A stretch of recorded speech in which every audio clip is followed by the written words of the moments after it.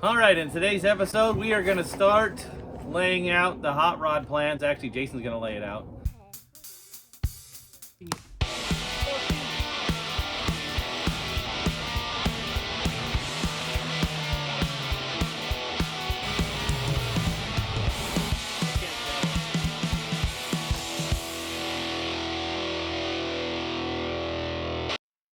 We'll start coming up with a general plan. There'll also be a small Easter egg in here.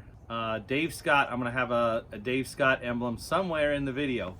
If you don't know what his avatar or emblem is, or what he looks like, there'll be a link up in the corner there. And look for it, it'll be on here somewhere. It'll just flash up for a second. I'm gonna try something new with some of the upcoming videos. So when you see it, put it down in the comments, put down the timestamp of when you saw. Let's get started. Jason's gonna put together a hot rod for me. Fred Johnson 93 Ford Model T frame. Let me get in the middle here. And I think we can set this down on the wheel. There you go. Beautiful. Beautiful. Okay, what's next? I'm just gonna sit down over here. All right, what's next? Take a break. How about the suspension? Now it's tiring watching you do it. How about the suspension? How about taking a break? Put the car together for me. Yeah, that's good. Now we want to move it forward more. Okay. No, forward more, all the way up to the front. All right, good. Yeah, right about there. And then you can grab a front wheel. Oh, there it is. Roll a front wheel over there. Oh man, there goes the head. That's all right, just leave it. There's one wheel. You might need to put some rocks under that to keep it from rolling. All right, good. Good. Oh, that looks good. That's pretty low. I think that's probably about right. Might be about right where the ride height's gonna be. Yeah, good. Good. All right, how about the other wheel? Well, actually, what we should do is figure out where the engine transmission are gonna go. So we can work our way from the front to the back. We measured the engine. I think the measure. I gotta get a tape measure. Hold on. All right, so we're figuring about 32 inches to the back of the engine, which will put it right about here. It's about 31 inches to the back of the transmission, which is this line right here. So why don't you grab the firewall and we'll put the firewall on next. Is this thing gonna break? Yeah, probably.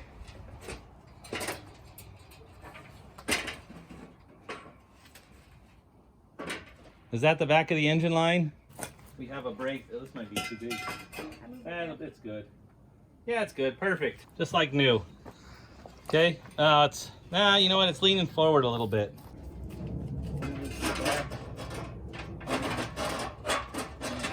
Get the welder, just tack this on. That'll work close enough.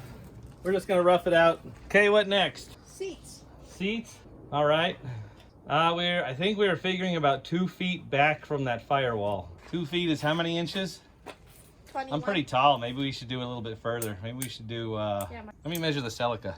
All right, we measured the Celica from the front edge of the seat to the pedal is 22 inches. So we probably want to go about 24 inches to the firewall because the pedal's got to have some room to travel. Do you have a Sharpie or something? I do not.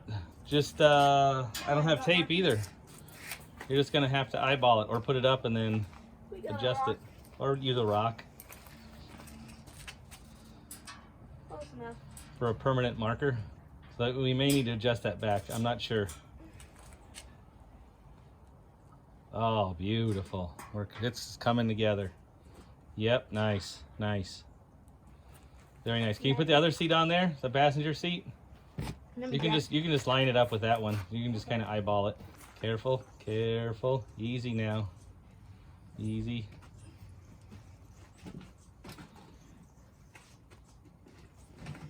Oh, that looks good. Yeah. A big block Chevy in there. Nice. Nice. Yep. Oh, yeah. You might have to move the driver's side seat over a little bit. What's next? Aren't we gonna put the radiator in the back of the car? Yeah, the radiator. Let's. Where's the radiator gonna go? Behind the seat. Actually, maybe you should put the rear axle kind of. Actually, I'll bet we can bolt those rear wheels to that rear axle. Let's try that. We actually picked up a rear axle that has the right bolt pattern on it even. So these wheels actually bolt right on. They might fall off, yeah, because there's no lug nuts holding them on. They're just kind of sitting there. It's just for looks. I think that's a good width too. Yeah, that's nice. Hey, that's great, except the axle's facing down instead of forward. Can you rotate the pumpkin around without causing the wheels to fall off? That is offset a bit, that center pumpkin. A little bit. I think that'll be, actually I think the drive line's pretty close to center. Can we move this one forward a little more? Okay, what does that put us at? Should put some rocks under here. What does that put us at for a wheelbase? That is beautiful. To the wheelbase from the center of the front wheel to the center of the rear wheel. Yep. So what is the measurement? Now you're at the smart end. We got the hose out here in case we catch stuff on fire measuring. So what's that say, roughly? About to the center of the wheel. About 9 feet. A little more. 9 feet, so about 108 inches to the center.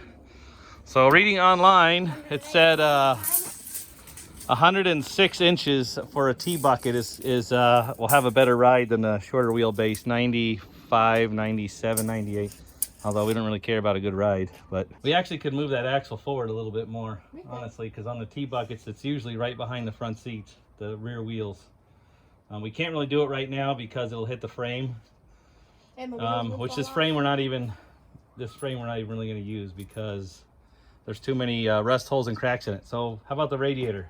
You know, there's a few of them. That's the one out of the Blazer, which is for a 4.3 liter V6, which probably will not be big enough. Now you might need to slide that back a little bit further and just lean it forward.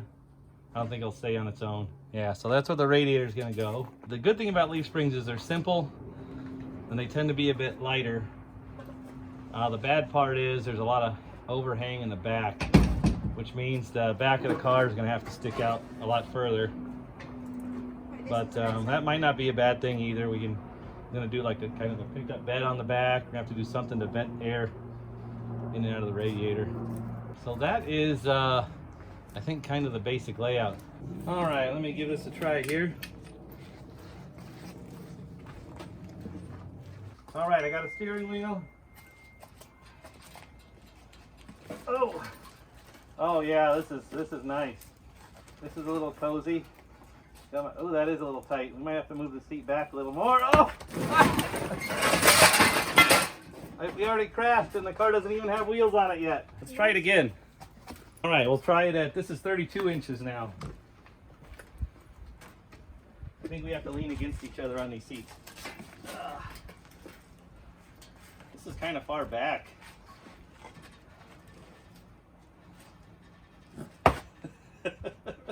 Skirt. Oh yeah, perfect. This is, I got more leg room. Got more leg room to work the pedals. That's good. The windshield's way up there though. I think maybe move forward a little bit.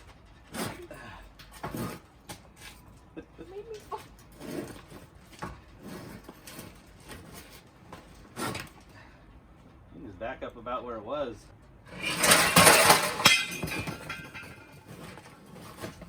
So we'll call it right about here. Mark it with a rock so we won't forget. I think it was right about, actually I think it was right about this line. I think that's about where we started. That is about 25 inches. So just one in. Good, very good. Hope you enjoyed this catastrophe. We plan on using this frame, except I was just gonna use the front foot or so and the back foot or so. But looking at free T-bucket plans, some free T-bucket chassis plans. And again, you can use these for a lot of hot rods.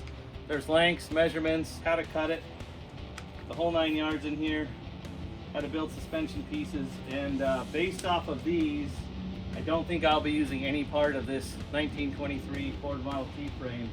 We'll be using a 2x3 square tubing. Hopefully Jason will be doing a lot of the work on this car, most of it, or maybe all of it. I'm gonna have to come up with some kind of parts that I need list. Probably the next time we may get to cutting and welding. The only real thing I gotta work out is rear suspension.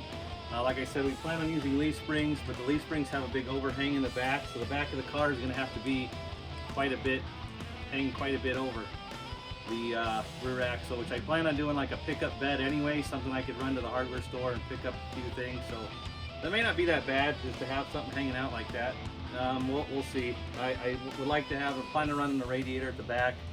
We'll hopefully have some duct work or something to vent the air through the radiator, and then I gotta have some way to vent it out the back when we're done, so the extra room at the back might be helpful. So I don't know, we'll see how this comes together. We'll start cutting and welding here shortly. So I will see you in the next video.